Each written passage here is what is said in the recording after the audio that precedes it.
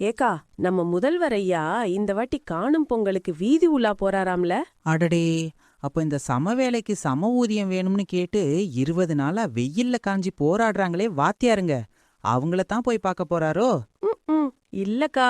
சரி, அப்ப எங்களையும் அரசு ஊழியரா அறிவிங்கன்னு அன்னைக்கு போராடினாங்களே அங்கன்வாடி பொங்கலைங்க, அவங்களையாச்சும் பார்க்க போறாரா?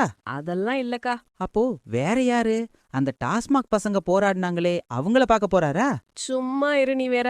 அதுவும் கிடையாது. பின்ன யார தாண்டி பார்க்க போறாரு?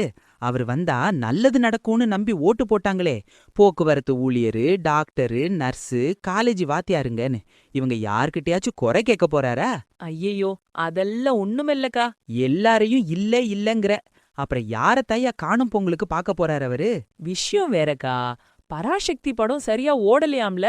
அதுக்கு விளம்பரம் தேட போறாராம். அப்படியே அந்த சென்னை மொழிக்கு ஒதுக்குன 4000 கோடி கணக்கு வேற இடிக்குதுல்ல.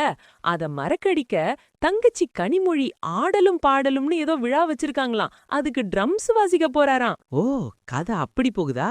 சரி சரி, அப்போ அப்படியே போறப்போ அந்த முதலமைச்சர் சீட்டையும் கடைசியா ஒருக்க ஆசதீர பாத்துக்க சொல்லு.